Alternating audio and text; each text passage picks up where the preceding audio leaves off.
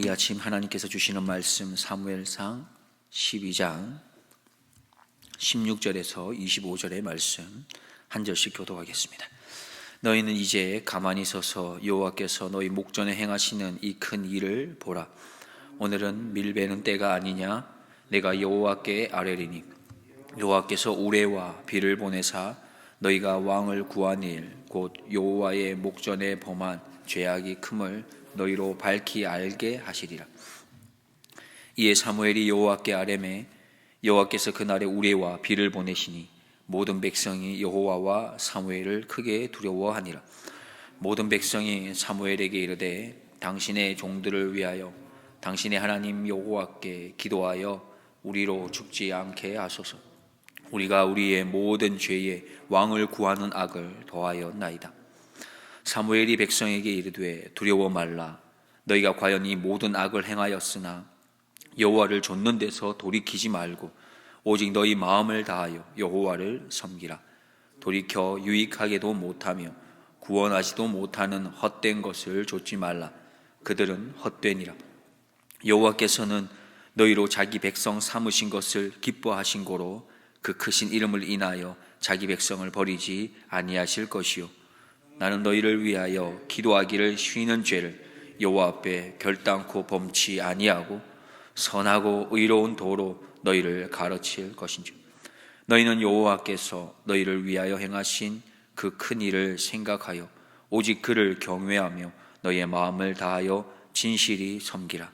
만일 너희가 여전히 악을 행하면 너희와 너희 왕이 다 멸망하리라. 아멘. 사무엘은 이스라엘 백성들에게 가만히 서서 여호와께서 너희 목전에서 행하시는 큰 일을 보라라고 말하면서 어떤 일을 행하게 되시는지 말씀하고 있습니다. 이렇게 말합니다. 내가 밀 베는 때에 우레와 비를 내려달라고 여호와께 간구할 것이다. 그 이유는 너희가 하나님을 왕으로 모시기를 거절하고 너희들을 위한 왕을 구한 죄가 얼마나 큰지를 깨닫게 하기 위함이다 라고 17절 말씀에 말씀하고 있습니다. 한글 성경에서는 왕을 구한 것, 이스라엘 백성들이 왕을 구한 것과 그들의 죄악을 같은 것으로 보고 있습니다. 동격으로. 그렇지만 원문에는 이것을 구분하고 있는데 두 가지의 별개로 보고 있습니다. 다시 말해 즉 왕을 구한 것이 죄가 아니라 왕을 구할 그때에 행했던 어떤 일, 즉 그들의 하나님을 향한 마음의 죄악을 말하고 있는 거죠. 그들이 왕을 구할 때 참 왕이신 하나님을 왕으로 두기를 거절했던, 거부했던 그 마음이 큰 죄악이 되었다 말씀하고 있습니다. 18절 말씀을 보면 이에 사무엘이 여호와께 아뢰매 여호와께서 그날에 우레와 비를 보내시니 모든 백성이 여호와와 사무엘을 크게 두려워하니라. 이렇게 말한 후에 사무엘은 자신이 말한 대로 하나님께 기도합니다. 비와 우레를 보내달라고 부르짖습니다. 하나님께서는 이런 사무엘의 기도에 응답하시지요. 그래서 우레와 비를 내리셨습니다. 우레와 비가 내렸던 때가 언제입니까? 오늘 본문에 보면 밀 베는 때라고 합니다. 그때는 추수하는 시기이지요. 5월과 6월에 해당되는데 이때는 우기이기 때문에 원래 비가 내리지 않는 것이 정상인데 비가 오고 천둥이 쳤던 것이죠. 하나님께 사무엘이 기도하자 그렇게 응답되었던 것입니다. 생각해 보겠습니다. 추수하는 시기에 비가 오고 천둥이 치면 어떻게 되겠습니까? 수확을 해서 곡식을 얻어야 되는데 그 모든 것이 물거품이 되는 것이지요. 한국에는 여름이 되면 때때로 수확하는 그 시기에 뭐가 찾아옵니까? 장마가 와서 농작물에 큰 피해를 입기도 합니다. 큰 낭패를 당하게 되는 것이죠. 아마도 사무엘의 기도를 통해서 내리게 된 비와 우레는 아마도 밀베는 추수 시기였기에 그때도 상당한 피해가 있었을 것으로 우리는 짐작할 수 있습니다. 그 피해가 얼마나 컸던지 백성들은 이 일로 인해서 하나님을 두려워하게 됐고 또한 사무엘을 두려워했다라고 말하고 있습니다. 예전에도 그랬고요. 지금도 그렇습니다만 삶의 모습이 거룩하고 경건한 하나님의 선지자라면 그를 우리는 경외의 대상으로 보게 됩니다. 왜냐하면 그의 말하는 대로 하나님의 역사가 이루어지는 것이고 그의 말이 땅에 떨어지지 않기 때문이지요. 즉 사무엘의 말이 땅에 떨어지지 않게 하셨던 것처럼 말입니다. 사무엘상 3장 19절을 보면 사무엘이 자라매 여호와께서 그와 함께 계셔서 그 말로 하나도 땅에 떨어지지 않게 하시니 했습니다. 그렇습니다. 이번에도 하나님께서는 이 사무엘의 기도, 사무엘의 말을 그대로 응답하시고 땅에 떨어지지 않게 하셨던 것이죠. 본문 12장 19절 말씀을 보면 모든 백성이 사무엘에게 이르되 당신의 종들을 위하여 당신의 하나님 여호와께 기도하여 우리로 죽지 않게 하소서. 우리가 우리의 모든 죄에 왕을 구하는 악을 더하였나이다. 이 일로 인해서 두려움에 빠진 이스라엘 백성들이 사무엘에게 다시금 간구합니다. 사무엘에게 나와서 죽음을 면하게 해달라고, 당신의 종들을 위해서 하나님께 기도해 달라고 간곡하게 부탁하고 있습니다. 여기에서 당신의 종이라고 하는데 이 종이라는 것을 보았을 때 결국 그들이 얼마나 그 당시는 두려움에 떨면서 겸손하게 우리의 죄악이 크다고 그렇게 고백하면서 하나님께 나아갔던 것을 우리는 보게 됩니다. 그들에게 임했던 이 우레와 비의 이 사건은 자신들의 죄악이 얼마나 큰지를 깨닫고 두려운 마음에 회개할 만한 그런 징조였던 것이지요.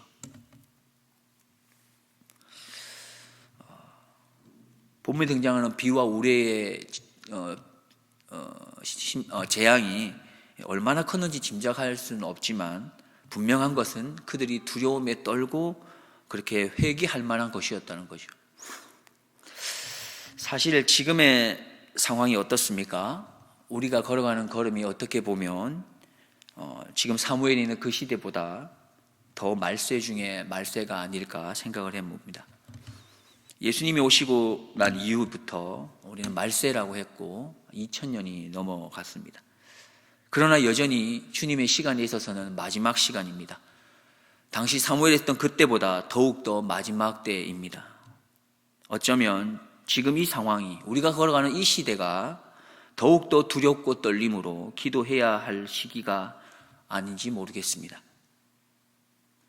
우리가 세상을 보면 익히 잘 아는 것처럼 갈수록 악해져 가고 있고 정신적으로 온전치 못한 사람들이 너무 많아서 통제가 안 되는 경우가 많아지고 있습니다. 환경은 말할 것도 없습니다. 점점점 나빠져서 스스로의 정화 능력을 잃어가고 있고 얼마 후면 우리가 큰 재앙으로 인해 어려움을 겪을 것이다라는 말이 있음에도 불구하고 우리는 여전히 그 길을 그냥 가고 있는 것 같습니다. 그냥 세상의 마지막으로 치닫고 있는 것 같습니다. 이렇게 가는 모습도 참으로 안타깝고 조금은 답답해 보이는 모습이지만 더 놀라운 것은 이렇게 말세로 치닫고 있는 상황 속에서 하나님의 백성, 바로 우리들이 기도할 마음을 갖지 못하는 것, 이것이 어떻게 보면 더 심각하고 두려운 우리들의 상태가 아닌가라는 생각도 가져봅니다. 주님의 눈물이 있는 그곳에 우리의 눈물이 있게 해달라고 우리는 기도해야겠습니다. 주님의 섬김이 있는 그곳에 나의 섬김이 있게 해달라고 기도해야겠습니다. 주님의 마음이 있는 그곳에 나의 마음이 함께 있게 해달라고 우리는 그렇게 기도하고 그렇게 살아가야겠습니다. 20절, 21절 말씀입니다. 사무엘이 백성에게 이르되 두려워 말라. 너희가 과연 이 모든 악을 행하였으나 여호와를 좇는 데서 돌이키지 말고 오직 너의 마음을 다하여 여호와를 섬기라. 돌이켜 유익하게도 못하며 구원하지도 못하는 헛된 것을 좇지 말라. 그들은 헛되니라. 두려움에 떨면서 기도를 그렇게 부탁했던 백성들의 요청에 따라 사무엘이 두려움에 떨고 있는 그 백성들을 보면서 두려워하지 말라고 합니다. 그렇게 요청하는 자들을 향해서 두려워하지 말라 합니다. 왜냐하면 이번에 보여주게 되었던 이 이적은, 비와 우레는 백성들을 심판 혹은 죽이기 위한 그러한 것이 아니기 때문에 그렇습니다. 이 비와 우박은 하나님의 권능을 너희들에게 보여주어서 이스라엘 백성들이 잘못을 깨닫고 회개하고 돌이키게 하기 위해서이기 때문에 두려워하지 말라고 합니다. 그래서 이스라엘 백성들은 사실 죄를 지었음에도 불구하고 소망이 있습니다. 왜 그렇습니까? 이스라엘 백성들이 죄를 지었음에도 소망이 있는 이유는 하나님께서 심판이 아닌 기회를 주시는 과정이기 때문에 그렇습니다. 이제 이 기회를 붙잡아서 헛된 우상에서 마음을 돌이키고 오직 여호와 하나님만을 따르며 떠나지 말고 전심으로 섬기기만 하면 되는 것이죠. 하나님이 주신 기회가 이스라엘 백성에게 얼마나 감사한 일입니까? 또다시 하나님이 기회를 주셨지 않습니까? 그런데 이스라엘 백성에게 있어서 더 감사해야 할 것이 있습니다. 그것이 무엇이냐 하면 귀한 지도자를 그들의 옆에 두셨기 때문입니다. 영적으로 깨어서 이스라엘 백성들을 위해서 쉬지 않고 기도한 그런 사무엘 선지자를 그들의 옆에 두셨기 때문에 더욱더 감사한 일이죠. 하나님을 경외하고 진실하게 섬기며 선하고 의로운 도로 나아갈 수 있도록 가르치는 그런 귀한 사무엘 선지자가 옆에 있었다는 것이 참으로 귀하고 감사한 일입니다. 말씀을 맺겠습니다. 우리는 죄를 짓지만 하나님의 사랑은 변함이 없습니다.